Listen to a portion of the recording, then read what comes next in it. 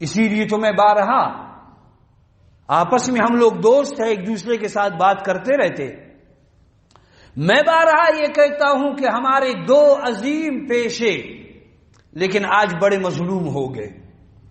ان میں سے ایک عظیم پیشہ طب ہے، ایک عظیم پیشہ علم ہے، آج دونوں مظلوم بن گئے۔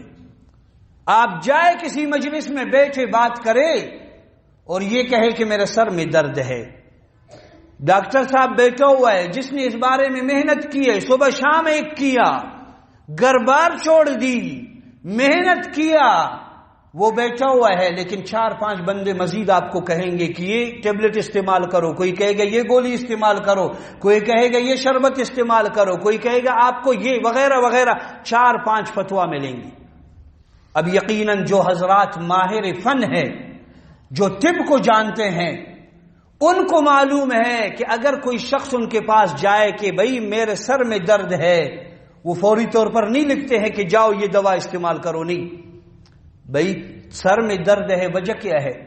شاید نیند پوری نہیں ہے، شاید آپ تھکاوٹ محسوس کر رہے ہو، شاید اور کوئی مسئلہ ہوگا کہ آپ کے سر میں درد ہے، پہلے اس بات کی تشخیص کرو۔ صحیح ڈاکٹر اور صحیح حکیم یہی کہتا ہے پہلے تشخیص ہو جائے کہ آپ کے سر میں درد کیوں آ رہا ہے، تب جا کر کے میں آپ کو یہ دوا دوں گا۔ لیکن عام طور پر ہمارے ہاں یہ بڑا مظلوم ایک طبقہ، بڑا مظلوم ایک پیشہ بن گیا، جس مجلس میں جاؤ آپ کہو کبھی تجربے کے طور پر ٹانگوں میں درد ہے، 3 بندے کہیں گے یہ استعمال کرو، یہ استعمال کرو، یہ استعمال کرو۔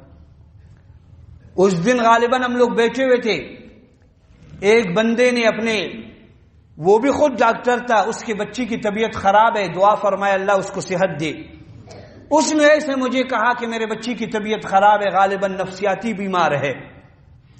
میں اس کے پاس لے گیا، اس کے پاس لے گیا، 2-3 کا نام لیا تو قریب میں ایک اور بھی بیٹھا ہوا تھا، اس نے فوری طور پر کہا یہ سب صحیح نہیں ہے، یہ ڈاکٹر صحیح ہے، اس کے پاس لے جاؤ۔ دلیل کیا ہے؟ دلیل اس نے دیا کہ میرا بچہ بھی 3-4 سال سے بیمار تھا اور میں اس کے پاس لے گیا، اب الحمدللہ ٹھیک ہو گیا۔ تو اب میرے ذہن میں بات آ گئی کہ دیکھو کتنا مظلوم پیشہ ہے یہ، نہ میں جانتا ہوں نہ آپ جانتے، وہ بندہ خود ڈاکٹر ہے، ان چیزوں کے ڈاکٹر نہیں ہے، وہ بھی یہی پوچھ رہے کہ میں کسی کے پاس جاؤں گا، سوچ رہے، لیکن اس نے فوراً فتویٰ لگا دیا کہ فلان کے پاس جاؤ، چونکہ میرا بچہ ٹھیک ہو گیا شاید یہ بھی ٹھیک ہو جائے گا۔ ہو سکتا ہے اس نے اچھے حسن ظن کیا، اچھے گمان کے ساتھ کیا، لیکن یہ ہے، میں کہتا ہوں یہ پیشہ بڑا مظلوم بن گیا۔ اسی طرح ایک پیشہ علم ہے، علم تو میں کہتا ہوں طب سے بھی زیادہ مظلوم ہے بیچارہ۔ آپ کسی مجلس میں بیٹھو، ابھی نماز کے بعد تجربہ کرو، 10-15 منٹ کے بعد پھر یہ بات کا تجربہ کریں، باہر جائے، آپ کہے کہ میں نے 2 رکعت تو پڑھ لی، اب جمعے کے بعد 4 رکعت پڑھنی ہے یا 2، میں نے 2 پڑھی ہے، کیا ہوا؟ یا آپ یوں کہے کہ ظہر کی نماز سے پہلے 4 رکعت سنت ہے، وہ میں نے نہیں پڑھی اور ادھر فرض نماز میں شریک ہو گیا، اب میں کیا کروں؟ 4 رکعت پڑھوں پہلے یا 2 رکعت پڑھوں؟ چونکہ ظہر کی نماز کے بعد 2 رکعتیں ہیں اور میرے 4 رکعت وہ رہتی ہے، ابھی میں کیا کروں ان کو؟ آپ اندازہ لگائے، صرف یہ بات کرے 4 فتویٰ آپ کے سامنے آئیں گے۔ کوئی کہے گا پہلے 2 پڑھو، کوئی کہے گا پہلے 4 پڑھو، کوئی کہے گا آپ گناہگار ہو گیا، کوئی کیا سے کیا کہے گا۔ وجہ بھائی دلیل کیا ہے؟ میں نے سن لیا تھا، بھائی کس سے سنا ہے؟ بس سنا ہے کسی سے۔ تو اسی لیے میں کہتا ہوں آج یہ جو یوٹیوب ہے، اس نے، یہ جو ایک مفتی بن گیا، اس نے لوگوں کے زندگی کو یوں سمجھے تباہ و برباد کر دی۔ اس دن ہمارے کبھی کبھار میسجوں میں مسئلے چلتے ہیں، تو ایک مسئلہ کسی نے مجھ سے پوچھا تھا، اب یقین کرے مسئلہ مجھ سے پوچھا تھا اور جواب کسی اور نے اسی یوٹیوب کے ذریعے سے یا گوگل کے ذریعے سے وہ نکال دیا اور بتا دیا کہ بھئی مسئلہ یہ ہے، حالانکہ یہ اس کا کام نہیں تھا۔ عزیزان گرامی، بہت افسوس کی بات ہے، آج ہماری گاڑی خراب ہو جائے، ہم کسی کو یہ نہیں کہیں گے میرے گاڑی خراب ہے، آج کیا کروں، اس کو کون سے نٹ میں لگا دوں، کس طرح کروں، یا پوچھتے ہیں؟ ہم ماہر کے پاس جائیں گے، کون ہے اس چیز کا ماہر، اس کے پاس جانا ہے۔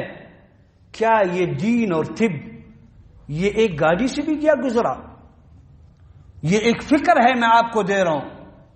اللہ نے فرمایا انما اعظکم بواحدہ ان تقوموا للہ مثنی وثلاث ورباع، تم تین تین ہو کر کے بیٹھو سوچو تو صحیح، چار چار ہو کر کے بیٹھو سوچو تو صحیح، اکیلا سوچو۔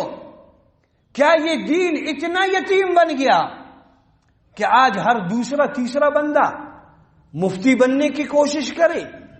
کیا یہ طب اتنا یتیم بن گیا؟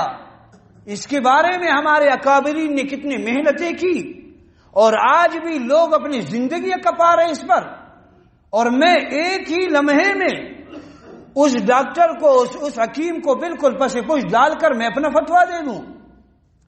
آج جب میں اپنی چھوٹی چیزوں کے بارے میں معلومات ماہر کے پاس جاتا ہوں تو پھر طب کے بارے میں بھی مجھے ماہر کے پاس جانا ہے، پھر علم کے بارے میں بھی مجھے ماہر کے پاس جانا ہے۔ آئیے کم از کم ہم لوگ یہاں بیٹھے ہیں، ہم یہ عہد کریں کہ ہم انشاءاللہ طب اور علم میں کس کے پاس جائیں گے؟ کسی ماہر کے پاس جائیں گے، تاکہ ہمیں جسمانی طور پر بھی فائدہ ہو، روحانی طور پر بھی ہمیں فائدہ ہو۔